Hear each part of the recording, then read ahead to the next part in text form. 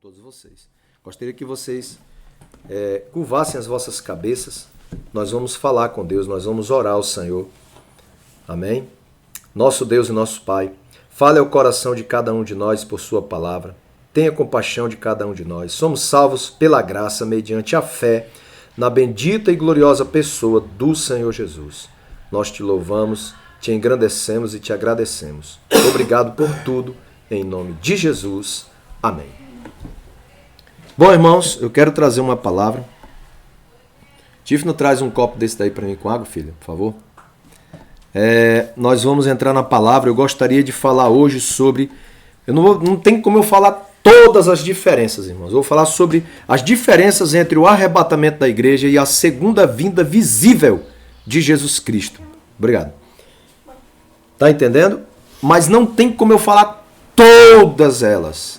São muitas as diferenças. Se eu for minimizar mesmo, se eu for detalhar, vai passar aí de 12, 15, 16 ou 17, vai talvez até 20. E aí eu não vou ter tempo para isso. Mas eu peguei algumas. Algumas eu peguei e nós vamos trabalhar essas diferenças. Nós vamos entender algumas diferenças em caráter de aprendizado, de ensino da palavra. Nós vamos aprender, nós vamos conhecer a respeito da palavra de Deus. Amém? Primeira diferença. O arrebatamento da igreja, ele era um mistério. Diga mistério. Mistério. Essa palavra mistério vem do grego mysterion. Algo de propósito, decreto, algo do propósito, decreto eterno de Deus, desconhecido, ou seja, oculto, escondido de todos os profetas e dos anjos. Ninguém tinha esse conhecimento. Ninguém conhecia. Então era um mistério, algo que estava oculto, escondido, atrás de uma cortina, oculto. Então está oculto, está escondido, é um mistério. Por isso que a palavra apocalipse, do grego, apocalipse, significa revelação, porque descortinou. O que estava atrás da cortina não se via.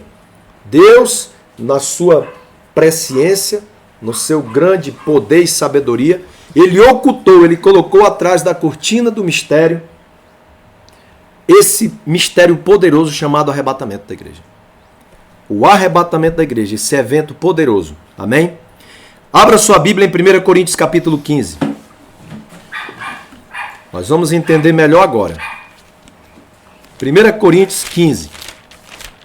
Vamos ver o que diz a Bíblia? Olha o versículo 51. Leia comigo aí o versículo 51. Eis que vos digo um mistério. Eis que vos digo um mistério. É bíblico, está na palavra. Era um mistério. Mas agora, depois de muito tempo, no Antigo Testamento não se falava, ninguém sabia. Os profetas do Antigo Testamento não sabiam. Anjos, arcanjos, querubins e serafins no céu também não sabiam. Somente Deus. Era um mistério oculto em Deus. Ele não revelou para ninguém. Então veio a plenitude dos tempos. Jesus nasce sob a lei, debaixo da lei, sob a lei do Antigo Testamento. Ele nasce de mulher, de uma virgem, porque o seu nascimento é sobrenatural. Ele nasce santo, vive santo e morre e ressuscita santo. Então, depois da sua ressurreição, ele sobe aos céus, o tempo se passa, Deus depois, como eu falei aqui no começo, dando aquela prévia ali, e falei de Saulo, Deus salva ele e transforma ele num grande homem de Deus, o apóstolo Paulo, também conhecido no meio escatológico, no meio teológico como o apóstolo dos gentios, porque ele foi quem escreveu grande parte do Novo Testamento, foi ele. Todas essas cartas de Romanos, foi ele que escreveu aos romanos. Os gentios são as nações que não são israelitas, tá? Por exemplo, nós etnicamente falando, não espiritualmente, etnicamente falando, nós não somos judeus, nós não somos israelitas, nós somos brasileiros, nós somos sul-americanos. Nós fazemos parte dos confins da terra. Então o que acontece, irmãos? O evangelho chegou até nós. Deus levanta esse homem, o apóstolo Paulo. Ele muito sofreu para poder receber mistérios poderosos revelados a ele. Deus não revelou nenhum dos outros apóstolos, mas revelou para ele esse mistério. Na primeira carta aos Coríntios, ele vai escrever para a cidade de Corinto, a igreja que está na cidade de Corinto, os coríntios. Coríntios são os nascidos em Corinto. E aí ele escreve essa primeira carta, e no capítulo 15, no versículo 51, o apóstolo Paulo diz: eis que eu vos digo um mistério. Eu estou contando algo para vocês agora, que é o propósito, é algo relacionado ao propósito, decreto eterno de Deus, que foi desconhecido dos profetas, foi desconhecido também até dos apóstolos. Os apóstolos, nenhum deles, os que andaram diretamente com Jesus, ainda tinham sabido disso. Só quem soube muito tempo depois foi o apóstolo Paulo, porque para ele foi revelado. E ele vai e fala, entendeu? Ele fala no Novo Testamento acerca desse mistério. E aí, nessa passagem bíblica, especificamente, Paulo vai tratar acerca de mistério. Que mistério é esse, pastor? Eu não estou entendendo esse mistério. Capítulo 15, versículo 51. Leia comigo. Eis que vos digo um mistério. Na verdade, nem todos dormiremos, mas todos seremos transformados. Os apóstolos Pedro, João, Tiago, Mateus, eles não sabiam disso. Eles não sabiam disso. Mas o Senhor Jesus revelou para Paulo. Por quê? Por que Deus revelou isso para ele? Porque Deus também havia revelado para o apóstolo Paulo um outro mistério. Paulo entendeu em Colossenses capítulo 1 um outro mistério. Que esse já está revelado e revelado fisicamente na terra, que é a igreja. Colossenses 1. Sai de Coríntios agora. Colossenses capítulo 1. Então o arrebatamento, essa palavra arrebatamento é um substantivo. Esse substantivo não tem na Bíblia, essa palavra arrebatamento, mas temos o verbo arrebatar. Tá? Nós temos esse verbo arrebatar. Lá em 1 Tessalonicenses capítulo 4. Por isso, a doutrina se chama arrebatamento. Mas a palavra que está escrita na Bíblia Sagrada, em 1 Tessalonicenses 4, é arrebatar. Arpazo. Arpazo. Mais ou menos assim. Eu não sou um falador de grego, eu não sei falar grego, não entendo bem do grego. O pouquinho que eu sei, estou aprendendo ainda, conhecendo. Mas uma coisa é certa, irmãos. A doutrina do arrebatamento, ela é bíblica. A doutrina do arrebatamento é extremamente bíblica. É poderosa. E Colossenses, voltando agora aqui no mistério, Colossenses 1, 26 e 27, diz assim a Bíblia: o mistério que esteve oculto durante séculos e gerações, olha aí, ó, séculos e gerações, e que agora foi manifestado aos santos. A eles Deus quis fazer conhecer quais são as riquezas da glória deste mistério. Olha aí. As riquezas da glória deste mistério entre os gentios. Ou seja, o apóstolo Paulo era o homem de Deus, juntamente com outros homens, evangelistas, pastores, que estavam trazendo a palavra de Deus aos gentios. E aí ele vai dizer qual é esse mistério entre as nações, todas as nações. Não só para os judeus, não só para os israelitas, não só para Jerusalém, não só para Israel, mas para todas as nações. Aí ele diz que é Cristo em vós, esperança da glória. Ora, Cristo em vós é o quê? É a igreja. A igreja. Cristo está em cada um dos membros do seu corpo, a igreja. Cristo está em você, meu irmão, minha irmã que me ouve nesta hora, que me vê, os irmãos que aqui estão presentes. Cristo nos habita em nós. Cristo está em nós. Ora, se Cristo está em mim, isso quer dizer o quê? Que a esperança da glória eu tenho. Mas não é uma esperança morta, uma esperança que talvez dê certo, que não. Duvidosa. Cristo em vós, a esperança da glória, quer dizer Cristo está em mim. E eu tenho convicta certeza de que eu que um dia, vocês, a igreja que um dia foi um mistério, tem um mistério reservado para nós que já foi revelado em Coríntios capítulo 15, versículo 51. Eis que vos digo o mistério, nem todos dormiremos, ou seja, não é dormir do sono da noite, descanso não é isso não. Nem todos dormiremos, quer dizer, nem todos morreremos, mas todos seremos transformados. Volte lá comigo para Coríntios 15. 1 Coríntios 15. 1 Coríntios 15. Olha o versículo 52. No momento, num abrir e fechar de olhos. Essa palavra momento no grego é átomos. É o átomo de tempo. É um tempo indivisível. É uma fração de tempo muito rápida. Piscar de olhos, ó. É muito rápido. É menos de um segundo. É um segundo atômico. Não é um segundo do relógio comum, não. É o tempo que acontecerá a transformação dos salvos no dia do arrebatamento. Aí eu pergunto, dá tempo você limpar seu coração? Dá tempo você dizer, Jesus, eu te confesso como meu Senhor, meu Salvador? Você tem tempo agora. Mas no dia do arrebatamento, quando este evento ocorrer, na hora do arrebatamento, não vai dar tempo consertar a vida, não. Não vai dar tempo dizer não para o pecado. Não vai dar tempo levar a sua vida espiritual a sério, não. Não vai dar tempo para nada. Quem está entendendo, diga amém. Portanto, não brinque. Não brinque com isso. Teve irmãos que já tiveram sonhos com arrebatamento e gente ficando.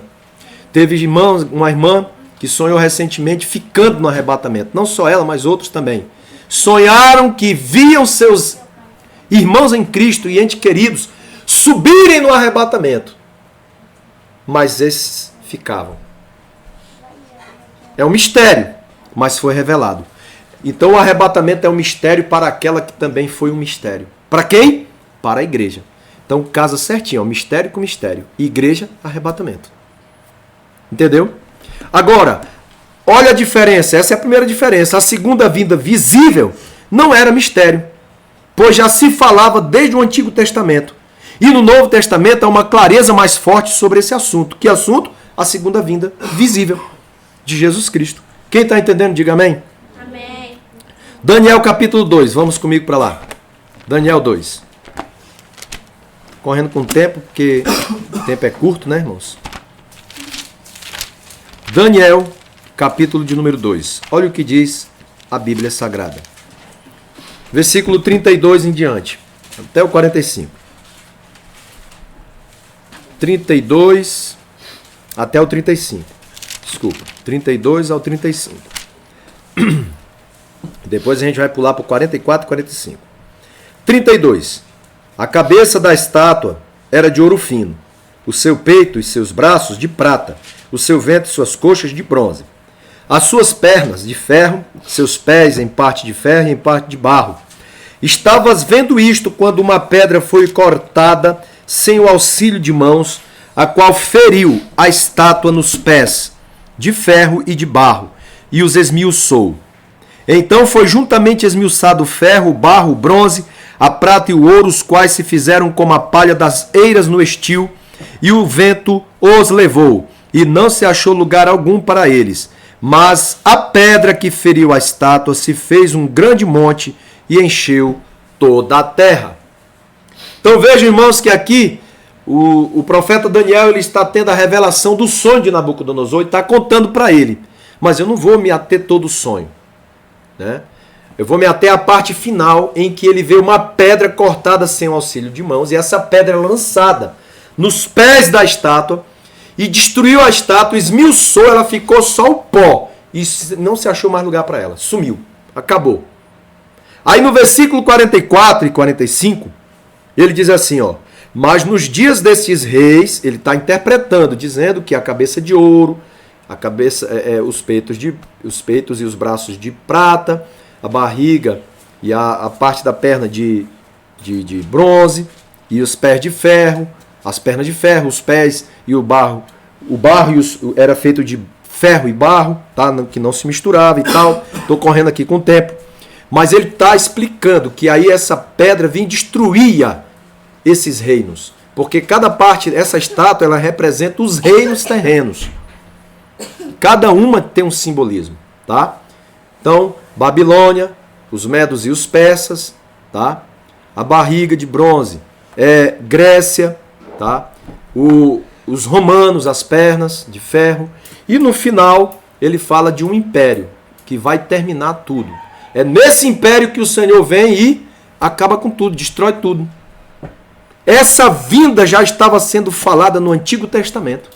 É a vinda do Senhor Jesus, onde todo olho o verá. Todo olho, a Bíblia diz que todo olho o verá, toda língua confessará que Ele é Senhor. Essa vinda é a vinda visível, tá? Aí olha o que ele diz aí. Mas nos dias desses reis, o Deus do céu levantará um reino que não será jamais destruído. Este reino não passará a outro povo, mas esmiuçará e consumirá todos estes reinos e será estabelecido para sempre. Ou seja, essa pedra ela destrói a estátua, esmiuça a estátua, vira pó, começa a crescer, encher a terra. A terra fica cheia. Aquela pedra se torna uma montanha excomunal, altamente gigantesca. De norte a sul, leste a oeste é o tamanho dessa pedra, pegando toda a terra. Significando que o reino de Deus vai tomar conta de toda a terra na vinda do Senhor Jesus. Quem está entendendo, diga amém. Então, como viste que do monte foi cortada uma pedra sem auxílio de mãos, e ela esmiuçou o ferro, o bronze, o barro, a prata e o ouro, o grande Deus fez saber ao rei o que há de ser depois disto. Certo é o sonho e fiel a sua interpretação. Olhe bem para mim, não tire os olhares de mim. A Bíblia está dizendo aqui, olha o que a Bíblia diz. Certo é o sonho e fiel a sua interpretação. Portanto, não brinque com as coisas espirituais.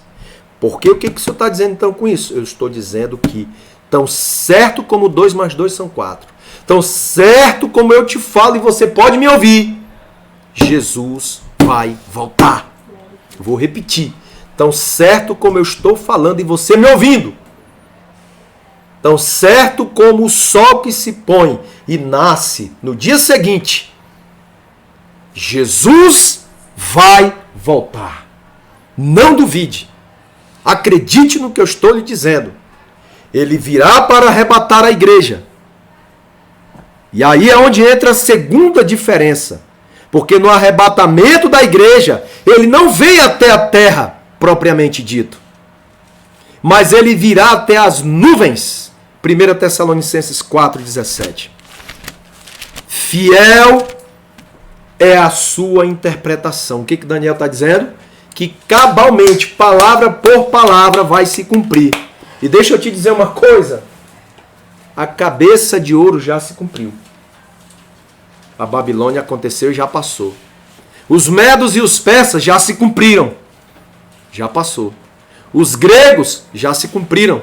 Já passou. As pernas de ferro se cumpriram. Os romanos, mas já passou. O último reinado, o último império, é o império final, que está se preparando. O palco mundial se prepara para este tempo. Ei, se tudo isso já se cumprir, você acha que a outra parte não vai se cumprir? E deixa eu te dizer, já começou a se cumprir. Já está iniciando aos poucos. O cumprimento do último reino, que é os 10 dedos, os 2 pés, feitos de quê? Ferro e barro. Irmãos, nós estamos vivendo o limiar, a última hora, o final do dia da era da igreja na terra. Estamos vivendo o fim do dia da era na igreja. Você está percebendo que ainda está, né? Que em Rio Branco ainda está, nos outros estados já é escuro. Mas aqui, ó, ainda está escurecendo, está entre a escuridão e o fim do dia. O sol está se pondo e os últimos raios solares estão acontecendo. Então, irmãos, é a última hora que nós estamos vivendo. Espiritualmente falando, nós estamos vivendo esse tempo aqui, ó. O fim do dia, fim do dia para o início da noite. Chamado também na Bíblia de os tempos trabalhosos, os tempos difíceis. Então, irmãos, 1 Tessalonicenses 4,17. Olha que coisa poderosa. Olha que maravilhosa palavra. Depois nós, os que ficarmos vivos, seremos arrebatados juntamente com eles. É o 17. Nas nuvens, para o encontro do Senhor, nos ares. E assim estaremos para sempre com Ele. Estaremos para sempre com o Senhor. Ou seja, se o arrebatamento acontecesse agora, ele viria até... Imagina que está acontecendo agora o arrebatamento. Vai acontecer. Jesus sai do terceiro céu, passa pelo segundo céu, vem até o primeiro céu, as nuvens. Aí ele vem e arrebata a gente. Aí nós seremos levados, nós seremos transladados. Primeiramente passaremos por uma transmutação, uma transformação, como diz Coríntios 15. O que é corruptível dará lugar à incorruptibilidade. O que é mortal dará lugar à imortalidade. Aí nós, seremos levados. E assim estaremos para sempre com o Senhor. Vamos nos encontrar com Ele nas nuvens. Ou seja, isso no grego é paralambano. Vamos nos encontrar com Ele ali, no metade do caminho, e dali Ele nos leva para a glória. Dali é para o terceiro céu. Aí Ele passa de novo, sai do primeiro céu junto com a gente. Aí segundo céu e entraremos no terceiro céu. Para as bodas do Cordeiro de Deus. Quem está entendendo, diga amém. Bodas do Cordeiro é festa de casamento. Tá? É uma linguagem escatológica para simbolizar a nossa salvação eterna. Irmãos, isso é muito sério. Já na segunda vinda, enquanto que na primeira, no arrebatamento da igreja, Jesus vem até as nuvens, na segunda vinda visível, ele vai pisar literalmente em solo israelita. Vai pisar nessa terra, lá em Jerusalém, no Monte das Oliveiras. Zacarias 14:4. Antigo Testamento, como eu falei, né?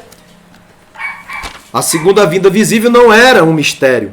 Desde o Antigo Testamento vem falando, mas no Antigo Testamento nada fala a respeito do arrebatamento. Amém?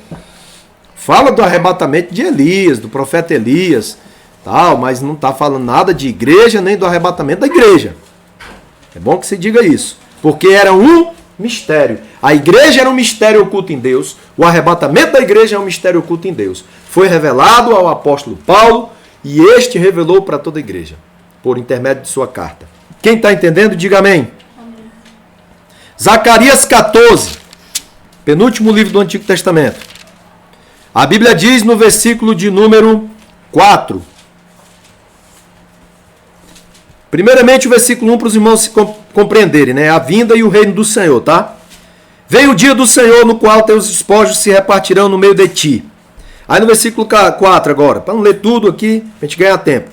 Naquele dia estarão seus pés sobre o Monte das Oliveiras, que está de fronte de Jerusalém para o oriente. O Monte das Oliveiras será fendido pelo meio. Para o oriente e para o ocidente haverá um vale muito grande. Metade do monte se apartará para o norte, e a outra metade para o sul. Ou seja, nesse dia, Jesus vem, pisa, ele vai pisar no Monte das Oliveiras. Amém? Ele vai pisar no Monte das Oliveiras.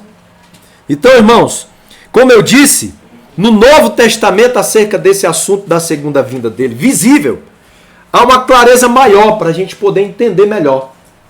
Então vamos lá. Olha só. Atos, capítulo 1. Atos, capítulo 1.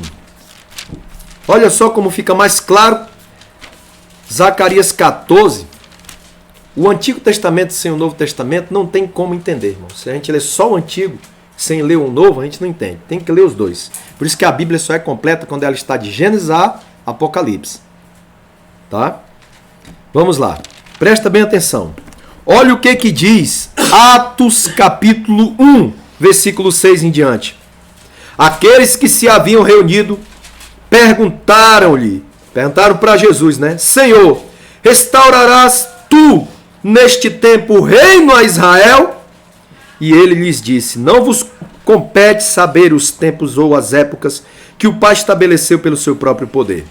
Mas recebereis poder ao descer sobre vós o Espírito Santo e sereis minhas testemunhas, tanto em Jerusalém como em toda a Judéia e Samaria até os confins da terra.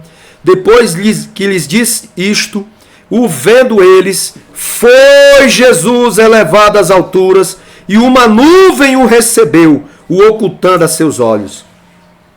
E estando eles com os olhos fitos no céu, enquanto ele subia, de repente junto deles se puseram 2 homens vestidos de branco, os quais lhes disseram: varões galileus, por que estáis olhando para o céu?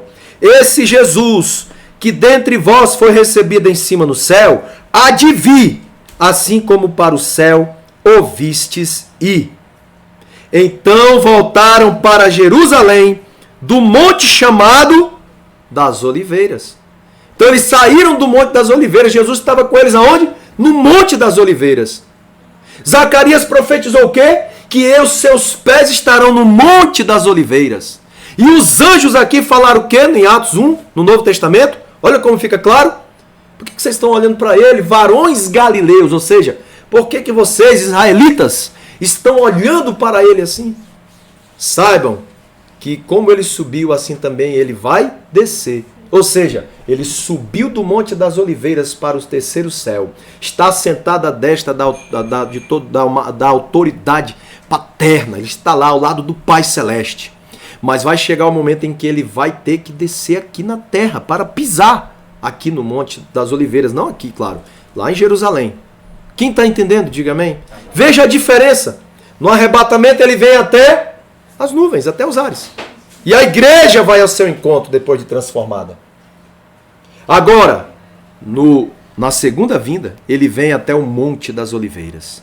Ele para no Monte das Oliveiras. E vai ser algo terrível, irmão, porque vai se romper o monte. Uma parte vai para o norte, outra vai para o sul. Vai ser um negócio assim. Todo olho vai ver Jesus, todo olho vai ver Jesus. Quem está entendendo, diga amém. Para a terceira e penúltima diferença. No arrebatamento, nosso Senhor Jesus virá por causa da sua amada noiva. Ou seja, Jesus Cristo virá buscar a igreja. Em buscar a gente. 2 Coríntios 11, 2 diz: estou zeloso de vós com zelo de Deus. Tenho-vos preparado para vos apresentar como uma virgem pura a um marido, a saber, a Cristo. Paulo está escrevendo para a igreja e dizendo: olha, eu estou preparando vocês, para vocês se encontrarem com o noivo amado de vocês, o nosso noivo amado, amados. Então no arrebatamento Jesus vem para encontrar-se com a sua noiva e com ela se casar. Uma aliança eterna. Nós já temos essa aliança de noivado com ele aqui. E precisamos levar fidedignamente a nossa aliança com ele até o dia do arrebatamento da igreja, que pode ser a qualquer momento. Disso falarei mais tarde. A verdadeira noiva, ela sente um desejo. A verdadeira noiva, eu estou falando da verdadeira igreja. Porque noiva, que entenda, não é uma mulher. Noiva, não é isso. Noiva aqui é uma palavra simbólica para a igreja pura, virgem, que não se contaminou com as coisas deste mundo. Porque a Bíblia diz que a concupiscência dos olhos, a concupiscência da carne e a soberba da vida não é de Deus, mas é do mundo. Amém? Então nós não nos contaminamos com as coisas deste mundo. Nós nos resguardamos por causa de Jesus. Ah, não vou fazer isso porque senão o pastor... Irmão, pense no Senhor Jesus. Pense no Senhor Jesus. O sumo pastor e bispo das nossas almas. Pense em primeiro lugar nele.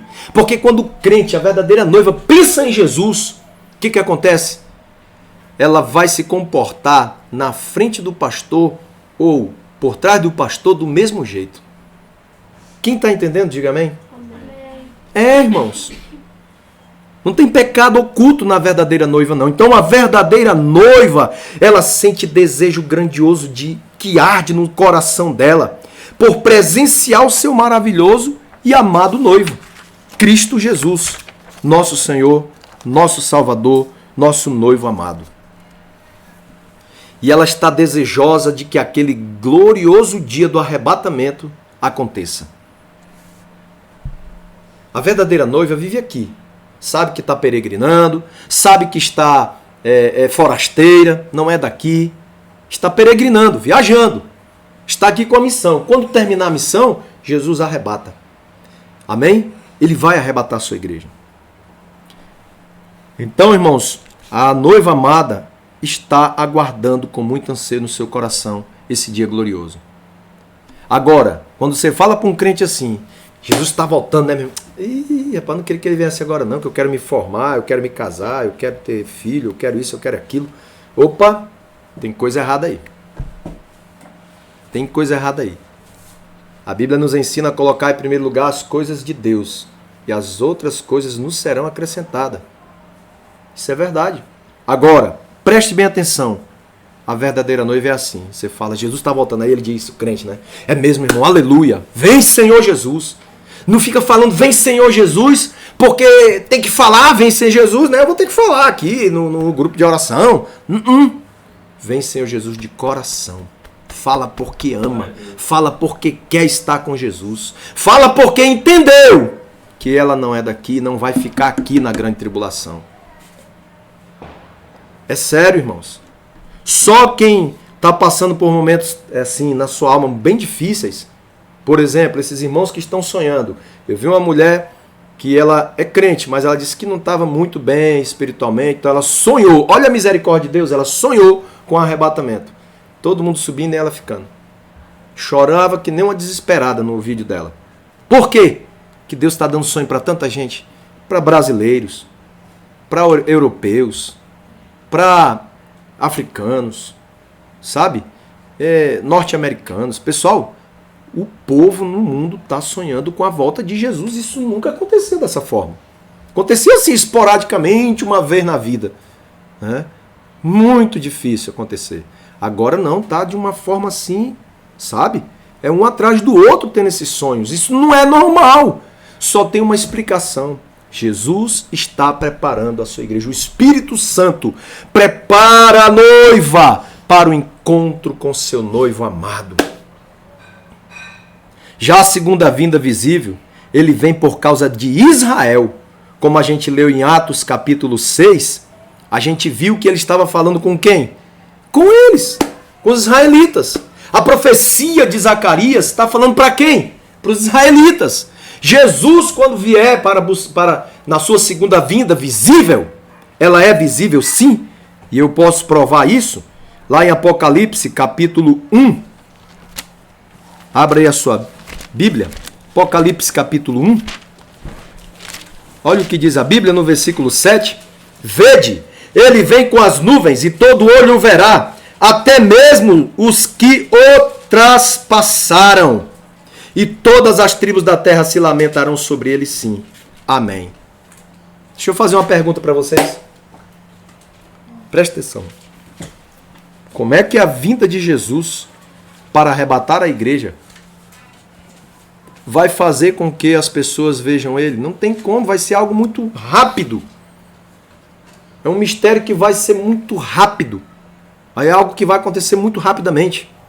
Já a segunda vinda visível não. Vede, ele vem com as nuvens. Casa certinho, ó. Concorda certinho com o que Zacarias diz. E o próprio profeta Zacarias, em outro capítulo, ele está profetizando e dizendo que o povo israelita, o remanescente israelita, porque 2/3 morrerão na grande tribulação e 1/3 vai estar vivo, aguardando o Senhor Jesus. E o próprio Senhor Jesus disse: Jerusalém, Jerusalém, tu que matas os profetas e aqueles que te são enviados, como a galinha faz com seus pintinhos, eu quis fazer contigo, mas você não quis. O que a galinha faz com seus pintinhos? Coloca debaixo das asas para guardá-los. Mas você não quis. Então eu vou deixar a sua casa agora, ó, desolada, até o dia em que você vai dizer: bendito é o que vem em nome do Senhor. Quando é que eles vão dizer? Aqui, Apocalipse 1:7. Está mais claro. Vede, ele vem com as nuvens e todo olho o verá. Todo olho o verá. Até mesmo quem? Os que o traspassaram. E todas as tribos da terra se lamentarão sobre ele, sim. Amém. E Zacarias diz que eles olharão e chorarão, como quem chora pelo filho único. E prantearão como quem pranteia pelo filho mais velho. E eles dirão, e essas marcas nas tuas mãos? Isso é profecia bíblica. Ao que ele dirá, estas marcas, eu as adquiri na casa dos meus amigos. Porque a igreja não é amiga de Deus. A igreja, em relação a Jesus, que eu estou falando, Deus, Jesus. Eu não estou falando aqui da diferença, ó. Para Jesus, em relação a Jesus, a igreja ela é a noiva, a esposa do Cordeiro. Israel é chamado de amigo, amigo de Jesus. É o amigo do noivo. O amigo do noivo é Israel. Também é chamado na Bíblia de os meus pequeninos irmãos. Está vendo? A igreja não é chamada de pequenino irmão. A igreja não é chamada de pequenino irmão. Embora nós sejamos também irmãos. Mas no que tange a essa questão do arrebatamento, ele vem para arrebatar a sua igreja. A sua noiva. Para casar-se com a sua esposa, levar para as bodas do Cordeiro. Enquanto que a segunda vinda visível, eu digo visível porque todo olho verá, como vocês leram comigo em Apocalipse 1:7. Ele vem por causa de Israel. Israel vai estar encurralado. A coisa vai estar feia para o lado de Israel. É mesmo? É Mateus 24. Vá lá comigo. Abra sua Bíblia. Mateus 24. Mateus capítulo 24. Abra sua Bíblia. Olha o que diz a Bíblia. Mateus 24. Olha o que diz a Bíblia. Portanto, quando virdes, versículo 15, a abominação da desolação de que falou o profeta Daniel, está no lugar santo, quem lê entenda. Então os que estiverem na Judéia fujam para os montes. Estiverem aonde? No Acre? Estiverem em São Paulo? Não. Estiverem na Judéia. Fujam para os montes. Onde é que fica a Judéia? Em Israel. Opa, então ele está falando para quem? Para os judeus, para os israelitas, os hebreus. Quem estiver sobre o telhado, não desça de tirar coisa alguma de sua casa. Quem estiver no campo, não volte atrás a buscar suas vestes.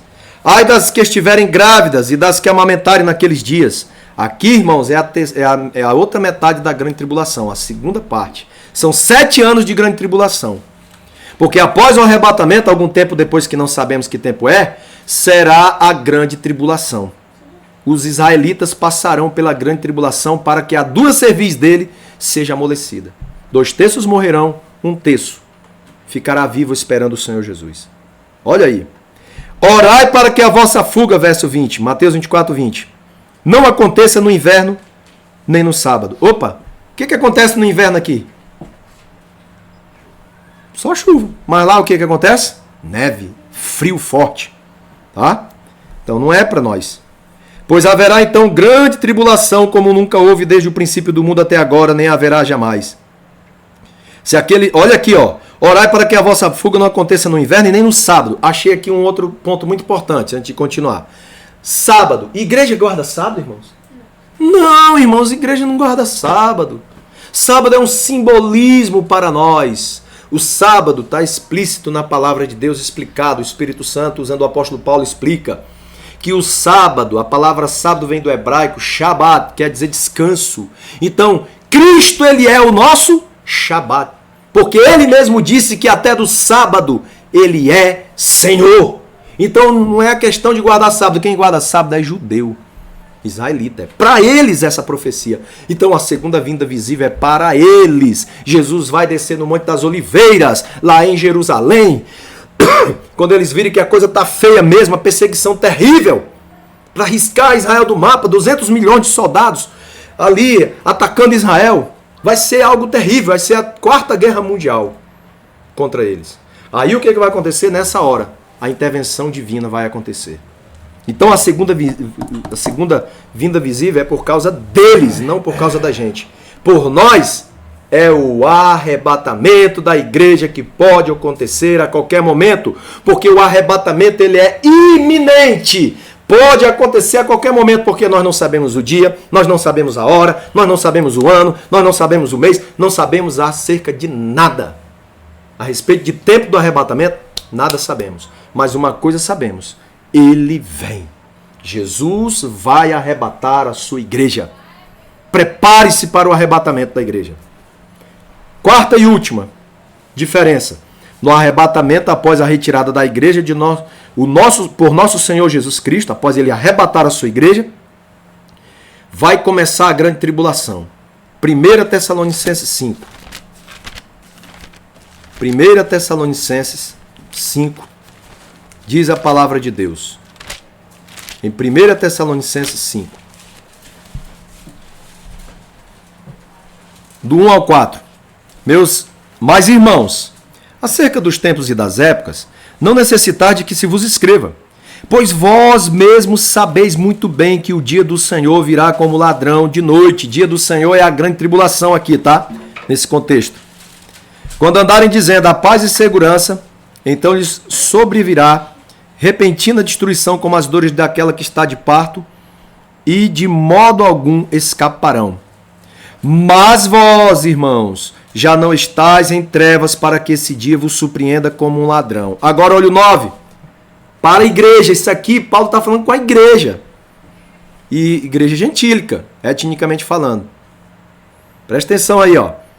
O versículo 9. Pois Deus não nos destinou para a ira, mas para alcançar a salvação por nosso Senhor Jesus Cristo. Então, você já entrou num avião para fazer uma viagem? Aí o piloto, alguém diz lá, o piloto, aeromoço, alguém fala lá, que aquele avião, aquela aeronave, ela tem um destino. O destino dela é ir, por exemplo, para Santa Catarina, Itajaí, Santa Catarina. Com destino a Itajaí, Santa Catarina. Só um exemplo. Com destino a Santa Catarina. Pronto, Curitiba. E aí o que acontece, irmãos? A pessoa já sabe qual é o destino daquele avião. Ela está ali dentro e sabe para onde está indo. Ela está com a sua passagem comprada e sabe para onde vai. Entende? Sabe para onde vai. A igreja é do mesmo jeito. Nós estamos dentro do avião da salvação. Porque Deus não nos destinou para a ira. Nós não estamos viajando para a ira, não. Eu estou fazendo essa comparação para você entender. Quem está entendendo, diga amém. O nosso avião, eu vou usar o avião mesmo. Ele está subindo. Mas não é para ir para a ira. A ira da igreja foi recebida por Jesus Cristo na cruz do Calvário. Em nosso lugar ele sofreu e morreu. Ele foi preso injustamente. Ele foi julgado injustamente. Ele foi chicoteado injustamente. Ele foi esbofeteado injustamente por causa dos nossos pecados. E foi morto na cruz do Calvário por causa dos nossos pecados, derramando até a última gota de sangue. E quando foi a hora de entregar a sua preciosa, maravilhosa vida, ele disse: Pai, em tuas mãos entrego o meu espírito. Primeiramente ele disse, né? Está consumado. Terminou. Aí ele diz: Pai, em tuas mãos entrego o meu espírito. Entregou a sua vida preciosa nas mãos do Pai eterno. O sacrifício perfeito feito uma única vez. Porque é perfeito. E todo aquele que nele crê não será confundido, diz a Bíblia. Nós não seremos, amada igreja, confundidos por crermos, confiarmos e esperarmos em nosso Senhor e Salvador Jesus Cristo. Porque Jesus vem. Amém? Amém. Deus não nos destinou para a ira, mas para alcançar a salvação por nosso Senhor Jesus Cristo. Agora eu quero ler Tito, capítulo 2, versículo 13. Aguardando a bem-aventurada esperança e o aparecimento da glória do nosso grande Deus e Salvador, Cristo Jesus, o qual a si mesmo se deu por nós, a fim de nos remir de toda a iniquidade e purificar para si um povo todo seu, zeloso e de boas obras. Quem está entendendo, diga amém. Agora, na segunda vinda visível, ele vem para julgar, dar fim à grande tribulação, julgar as nações e estabelecer o seu reino milenial. Apocalipse capítulo 19, versículo 11 a 16, ele vem, a Bíblia diz que ele vem.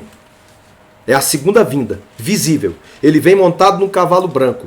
E com ele vem os santos. Aí envolve anjos e nós, a igreja, viremos com ele.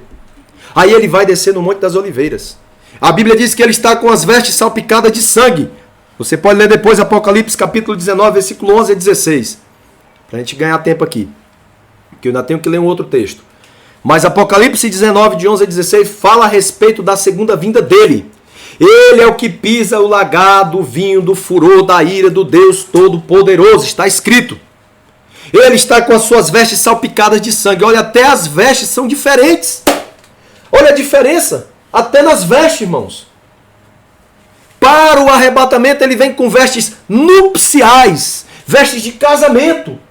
Mas para a segunda vinda, para Israel, não para a igreja, ele vem com a igreja, para Israel, na sua segunda vida visível, e todo olho o verá. Aí ele vem, irmãos, com vestes de guerra.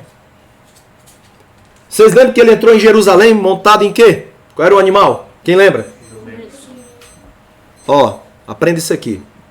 Na antiguidade, os tempos bíblicos, quando um rei entrava dentro de uma outra cidade que não era dele, um reino que não era dele, e ele vinha cheio de gente com ele, então ele vinha com seus soldados e tudo, mas ele vinha montado num burrinho, num jumentinho. Quando ele vinha montado naquele jumentinho, quem olhava de longe já, chega a se aliviava. Por quê? Porque não ia ter guerra. Ele estava dizendo que estava vindo em paz. Jesus entrou como? Montado num jumentinho, trazendo paz. Ele disse, deixo-vos a paz. A minha paz vos dou. Não vos dou como o mundo a dá. Entende, irmãos? Ele veio para trazer paz. Por isso, irmãos, que a saudação primária do crente não é bom dia, boa tarde, boa noite, não. A saudação primária do crente, em primeiro lugar, é a graça e a paz do Senhor Jesus. Porque foi esta paz que Ele nos trouxe. A paz que excede todo entendimento. E a Bíblia diz que esta paz guardará os nossos corações em Cristo Jesus. Não é uma paz qualquer, não. Não é só ausência de guerra, não. É muito mais do que isso. É a paz interior que mesmo nos dias maus, porque você pode dar um bom dia para a pessoa e a pessoa está mal, está doente, e aí se não tiver a paz de Cristo, ela está ali reclamando, murmurando, falando um monte de bobagem, mas quando ela tem Cristo, ela tem a paz de Cristo Jesus, e ela diz, Senhor, está doendo, essa situação está difícil, está complicada, mas eu te amo, eu te adoro. E aí quando vem um irmão, a graça e a paz do Senhor Jesus, meu irmão, a graça e a paz do Senhor Jesus. Por quê? Porque esta paz, ela excede qualquer entendimento. Não dá para entender como é que uma pessoa doente, como é que uma pessoa passando lutas e mais lutas e dificuldades está dizendo graça e paz do Senhor Jesus. Só tem uma explicação. Porque Cristo em nós a esperança da glória. Eu me guardo, eu me reservo à palavra de Deus. Eu sou um homem enfermo, todavia eu guardo a promessa, eu guardo essa herança no meu coração de que Jesus vem. Eu estou olhando para o céu, eu estou olhando para a glória, porque eu sei que Ele vem e vai ter fim toda enfermidade, toda dor, toda doença, toda tristeza, no lugar onde nós vamos morar, na nossa cidade eterna celeste. Irmãos, na nossa cidade eterna não existe cemitério, porque não vai haver morte. Não existe hospital, porque não vai haver doentes. Não existe militarismo, porque não vai existir guerras. Alegria que não tem comparação com as alegrias das bênçãos temporais desta terra. Eu dou graças a Deus por todas as bênçãos, mas eu quero dizer, eu estou desejando habitar eternamente com o Senhor Jesus. Não se apegue a essas coisas dessa terra. Não se engane com essas coisas dessa terra. Não ame o dinheiro, não ame as coisas dessa terra, porque o amor do dinheiro é a raiz de todos os males. E nessa cobiça muitos se desviaram da fé. Traspassaram-se a si mesmos com muitas dores. Ame ao Senhor Jesus. Ame sua família, ame seu próximo. Quem está entendendo, diga amém. Isso é muito sério, meus irmãos. Isso é muito sério. Nós estamos falando aqui da salvação eterna ou da perdição eterna da gente. E não se engane com aquela história. uma vez salvo, salvo para sempre, aí vai viver de qualquer jeito. Devemos lutar preservando a nossa vida com Deus para preservar a nossa salvação. Jesus salvou a gente, amém, estamos salvos. Mas devemos sim batalhar a batalha da fé. E quando eu estou falando batalha da fé, eu estou falando uma batalha contra o pecado, para viver uma vida de santificação, vigiar naquilo que faz, naquilo que fala. Se pecar, pecou, irmão, pede perdão, se ajeita com Deus. Não deixa para resolver isso lá no dia do arrebatamento, que não vai dar tempo. Não vai dar tempo. Em Mateus 25, ele vem na segunda vinda, Mateus 25, para julgar as nações.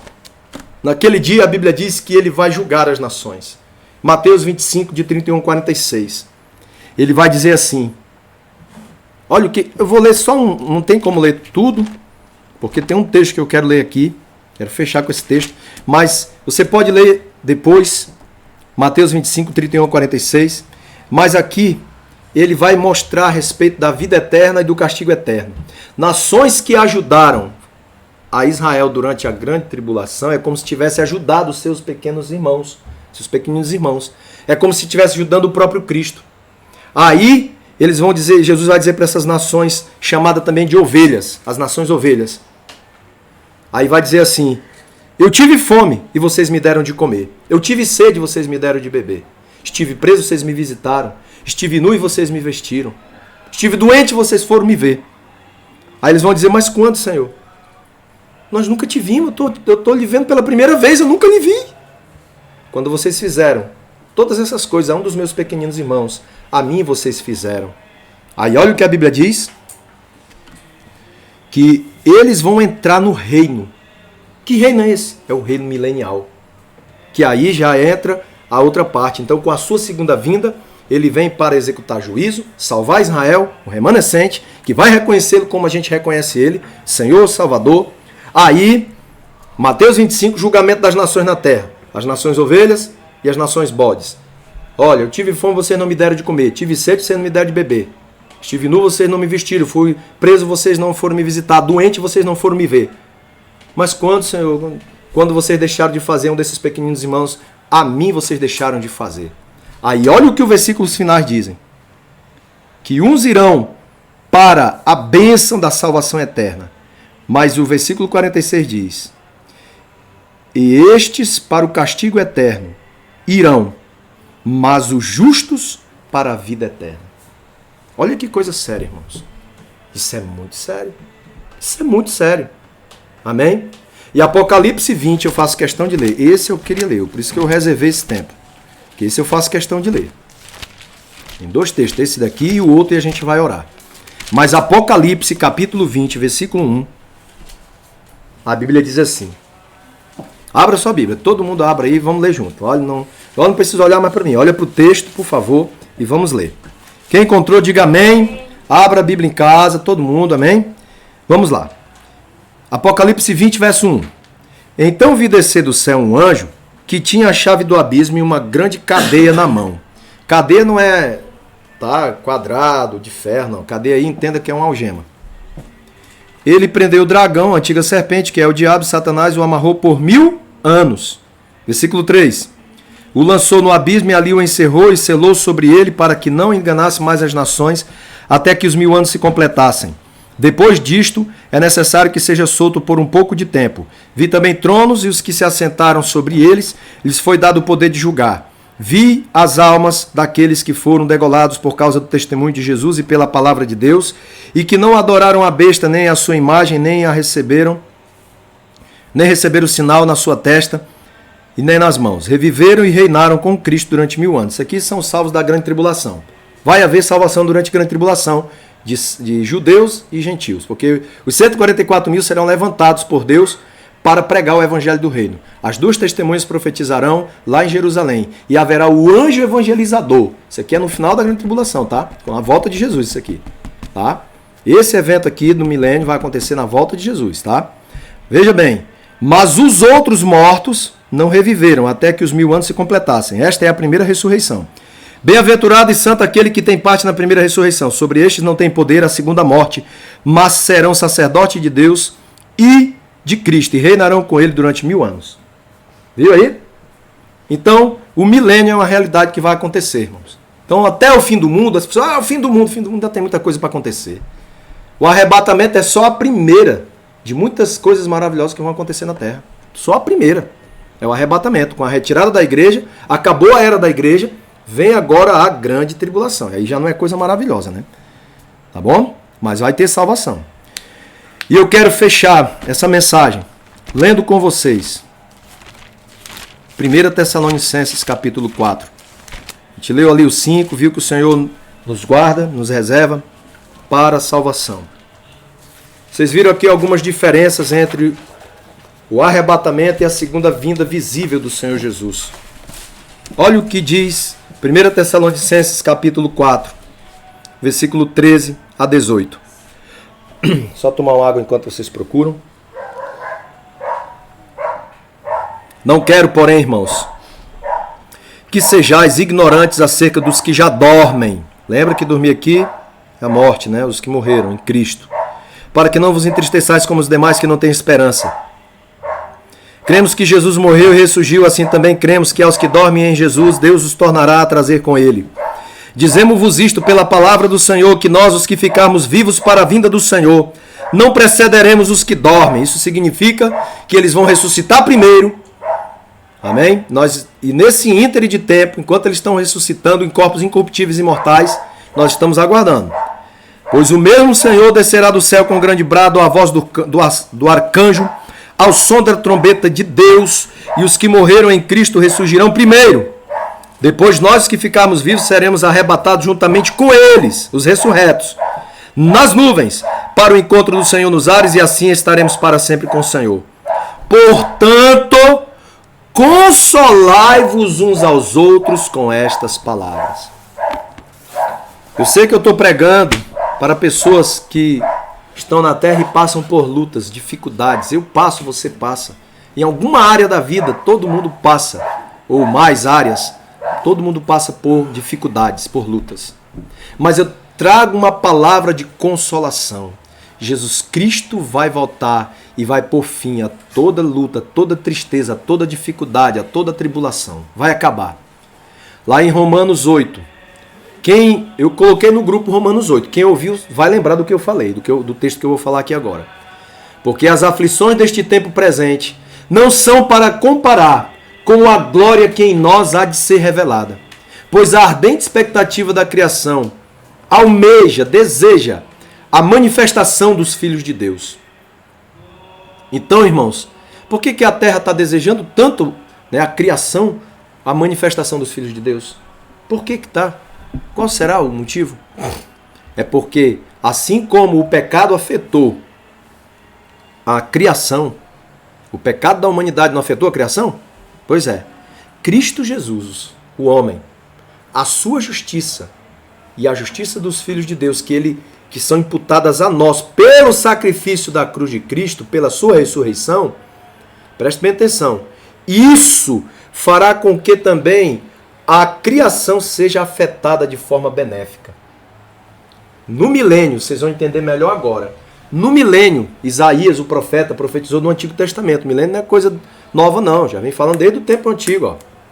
Centenas e centenas de anos atrás, vem falando. Isaías profetizou dizendo que o leão pastará com o cordeiro. É possível hoje pegar um cordeirinho e colocar do lado de um leão para pastar junto? Faz isso. Aí o cordeirinho vira o quê? O almoço ou a janta daquele leão. Uma criancinha, um bebê, 2, 3 anos, vai brincar na cova do basilisco, que é uma serpente venenosa.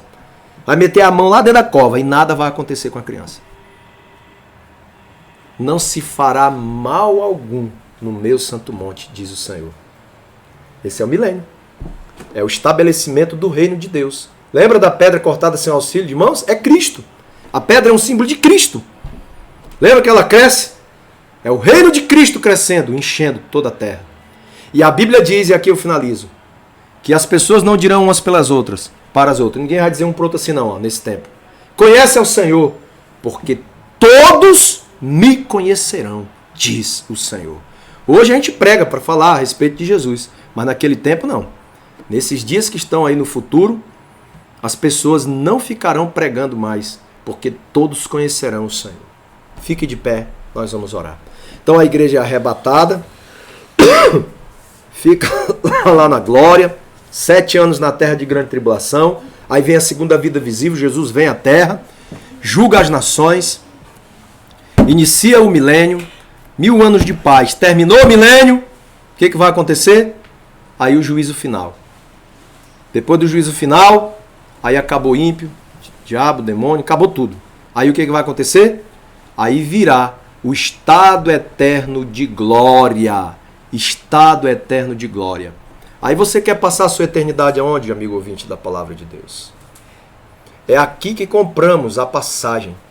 É aqui nessa terra. Eu estou falando de modo simbólico. Ou seja, é aqui que nos arrependemos dos nossos pecados. É aqui que nós confessamos os nossos pecados. É aqui que reconhecemos o senhorio de Jesus Cristo. É nessa casa, é nesse tabernáculo, essa casa móvel chamada corpo, com esta boca que nós confessamos a Jesus como Senhor. Com este coração cremos que Deus ressuscitou Jesus dentre os mortos. E assim seremos salvos. Se você não fez isso, faça agora. Corra, porque o arrebatamento pode acontecer hoje. Não sabemos, pode ser amanhã. Não sabemos, pode ser daqui a alguns anos. Eu não sei.